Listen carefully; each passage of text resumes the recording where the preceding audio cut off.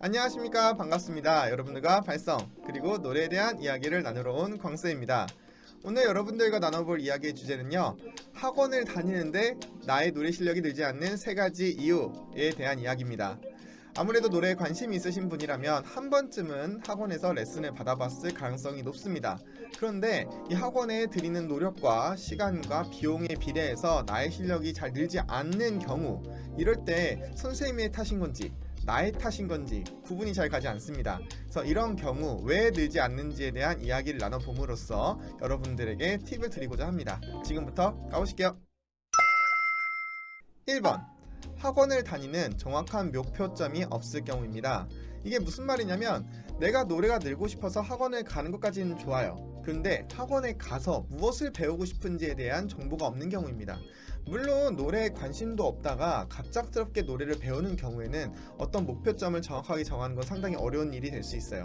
하지만 내가 노래에 관심이 어느 정도 있었다면, 그리고 빠른 실력 향상을 원한다면 내가 학원을 다님으로써 무엇을 얻고 싶은지에 대한 정확한 가이드가 잡혀있는 경우가 중요합니다.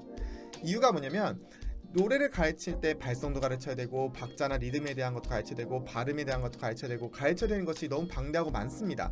그런데 다짜고짜 가가지고 전 노래가 늘고 싶어요 라고 한다면 선생님 입장에서는 물론 노래를 듣고 이 학생이 뭐가 부족한지 판단해서 그거에 대한 레슨을 나가는 게 맞지만, 그럼에도 불구하고 이 학생이 생각하는 파트와 선생님이 생각하는 파트가 다르다면 실력이 늘었음에도 내 스스로는 많이 늘지 않았는데 뭔가 부족한데 라고 느낄 가능성이 매우 높습니다. 그렇기 때문에 정확하게 내가 무엇을 원하는지, 그리고 어떻게 실력이 늘고 싶은지, 어떤 이상향을 가지고 싶은지에 대해서 이야기를 해주고 그거에 대한 이야기, 소통을 해나가는 것이 상당히 중요합니다. 그런데 이때 내 생각이 없다면 소통할 수가 없겠죠? 그렇기 때문에 여러분들이 학원에 가시게 된다면 가기 전에 내가 도대체 이 학원에 가서 무엇을 배우고 싶고 어떤 점이 향상되고 싶은지에 대해서 고민을 하고 가신다면 조금 더 좋고요. 이미 학원을 다니시는 분들도 내가 순수하게 여길 다니는 이유, 그리고 무엇이 늘고 싶은지에 대한 가이드를 정하고 가신다면 보다 빠른 성장을 하실 수가 있을 겁니다. 2번, 레슨에서 얻는 지식과 내가 노래를 잘 부르는 감각은 별개이다 입니다. 자, 레슨의 목표는요, 소리를 내는 감각이 없는 사람이 소리를 내는 감각이 느낄 수 있도록 끌고 가주는 역할입니다. 그런데 이걸 노래에다 쓰는 것은 조금 다른 문제예요. 우리가 이 감각이 있다고 해서 여러 가지 장애물이 있는 노래를 부를 때도 그 감각을 그대로 사용할 수 있다? 거의 불가능하다고 보시면 됩니다. 그렇기 때문에 레슨 시간에 배웠던 어떤 감각을 반복적으로 숙달하는 연습이라는 과정이 필요하고요. 이 연습이라는 과정을 가지고 내 몸에 충분히 습득이 되었을 때, 이걸 체득화한다고 하죠. 이 과정을 거쳐서 내 것이 되었을 때 자연스럽게 노래에 쓰이게 되는 겁니다. 레슨에서 요구하는 것과 이 레슨 외적으로 요구하는 것 두 개 다 충족이 되었을 때 실력이 늘게 됩니다. 독학하시는 분들 입장에서는 이 찾는 과정과 습득하는 과정을 혼자 다 해야 된다면 레슨이라는 것은 이 찾는 과정에 노력과 시간을 줄여주고요, 이 연습을 효과적으로 할 수 있는 방법을 알려줌으로써 들이는 노력과 시간을 줄여준다라는 것에 목표가 있습니다. 그런데 레슨을 다니는 것만으로 실력이 는다?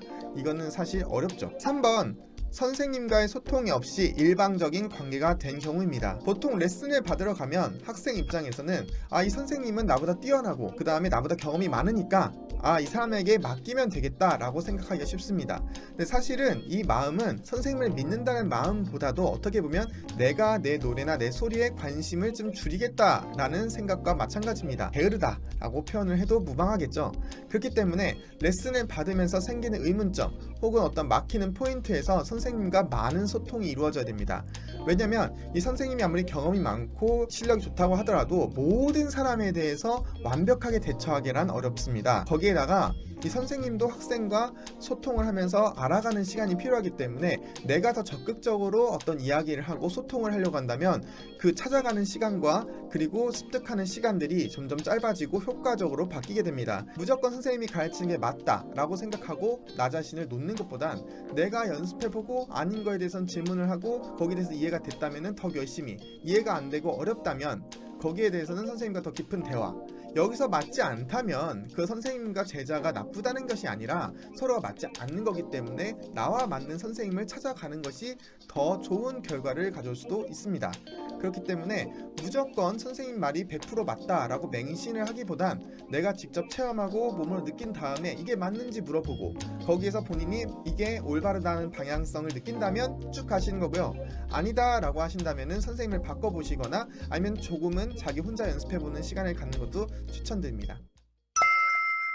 자, 여기까지 학원을 다니는데 노래 실력이 늘지 않는 3가지 이유에 대해서 알아봤습니다. 이 노래 실력이 원하는 대로 탁탁탁 늘어주면 정말 좋겠지만 그렇지 않더라도 학생의 문제 혹은 선생님의 문제라고 단정 짓기에는 어렵습니다. 그 누구의 문제가 아니라 그 둘의 상호작용이 맞지 않는 경우가 많기 때문에 서로 소통을 열심히 해보시고 아니라면 결단력을 가지고 다양한 선생님을 만나보는 것을 추천드립니다. 자, 그럼 지금까지 광쌤이었고요. 다음에 더 좋은 영상으로 찾아뵙도록 하겠습니다. 바이바이.